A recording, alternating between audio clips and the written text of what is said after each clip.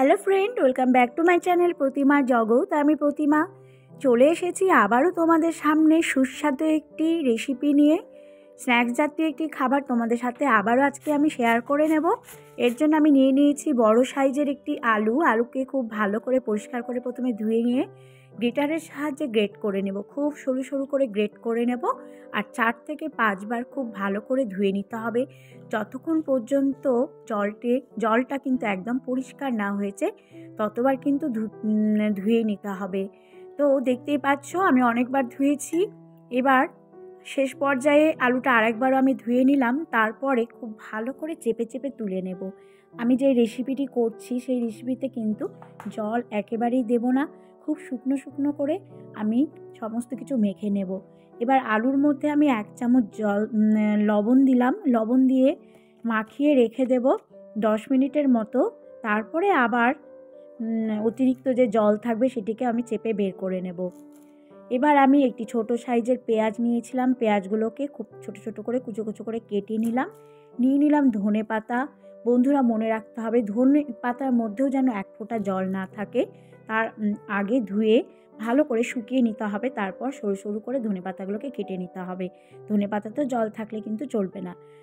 এইভাবে আমি পেঁয়াজ আর ধনে পাতা কেটে নিয়ে নিলাম 1 টুকরো আদাটাও আমি সুন্দর করে একটু গ্রেট করে নেব। আর কয়েক কোয়া রসুন নিয়েছি, রসুনও কিন্তু আমি গ্রেট করে নেব। আমি এখানে কোনো বাটা মশলা দেব না, কারণ বাটা মশলা দিলে তার মধ্যে একটু রসালো ভাব থাকে, তাহলে কিন্তু এই রেসিপিটা ভালো হবে না। সেই জন্য আমি একটু গ্রেটারের সাহায্যে সমস্ত কিছু গ্রেট করে নিয়ে নিলাম 3টে কাঁচা লঙ্কাটাও কিন্তু আমি খুব ভালো করে গ্রেট করে নিলাম গ্রেটারের সাহায্যে। সমস্ত কিছু গ্রেট করে নিলাম, সেগুলোকে এবার আমি সেখান থেকে তুলে নেব। তো আমি এখানে আদা রসুন লঙ্কা খুব ভালো করে সরু সরু করে গ্রেট করে নিয়েছিলাম। এবার সেগুলোকে আমি তুলে নিয়ে বোলের মধ্যে সমস্ত কিছু আমি নিয়ে নেব।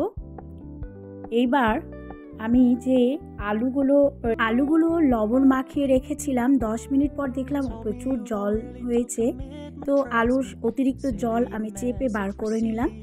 এবার তার মধ্যে দিয়ে দিলাম পেঁয়াজ কুচি ধনে পাতা কুচি। আলুর অতিরিক্ত জলটা বের করে নিংড়ে নিয়েছিলাম, শুকনো করে একেবারে মেখে নেব এগুলোকে। উপর থেকে দিয়ে দিলাম একটু বিট নুন, সামান্য একটু বিট নুন দেবো, কারণ লবণ আগে থেকে আমার মাখানো ছিল। এবার দিয়ে দিলাম এখানে লঙ্কা গুঁড়ো আর একটুখানি গরম মশলার গুঁড়ো। তো এই রেসিপিটা কিন্তু খুব শুকনো শুকনো করে করতে হবে, আর মাখার সময় মনে রাখতে হবে আলতো হাতে মাখবো, একেবারে চেপে মাখবো না। উপর থেকে দিয়ে দিলাম আমি এখানে কর্নফ্লোর 2 চামচ আর চালের গুঁড়ো দিয়ে দিলাম 1 চামচ, দিয়ে খুব ভালো করে হালকা করে মেখে নেব। তেল গরম হয়ে গেছে, তেলের মধ্যে সেগুলোকে একটু আলতো হাতে সেগুলোকে গোল গোল করে দিয়ে দেব। তো বন্ধুরা এইভাবে এই রেসিপিটা তোমরা করে দেখবে, কি অসাধারণ লাগে খেতে, বিশেষ করে চায়ের সাথে সকালে কিংবা বিকেলে বসে গল্প করার সময় কিংবা বসে আড্ডা দেওয়ার সময় দারুণ লাগে খেতে। বাড়িতে হঠাৎ করে যদি কোনো গেস্ট চলে আসে তাহলে কিন্তু মাত্র 10 থেকে 15 মিনিটের মধ্যে তোমরা এই রেসিপি কিন্তু করে নিতে পারবে। মুখরোচক এই রেসিপি অসাধারণ লাগে খেতে, যে কোনো চাটনি কিংবা সসের সাথে তোমরা খেতে পারো। তো বন্ধুদের কাছে আমার একটাই অনুরোধ, যদি ভিডিওগুলো তোমাদের ভালো লেগে থাকে অবশ্যই লাইক কমেন্ট শেয়ার করতে ভুলবে না। আমার এই চ্যানেলটি সাবস্ক্রাইব করার অনুরোধ রইল নিত্য নতুন ভিডিও পাওয়ার জন্য।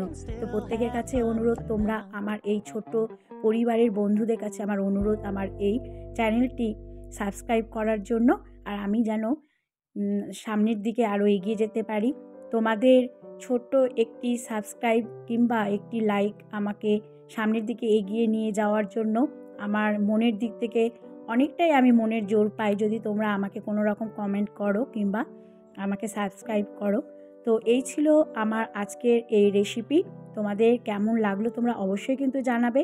নিত্য নতুন ভিডিও পাওয়ার জন্য অবশ্যই তোমরা আমার সাথে থেকো, আমার পাশে থেকো।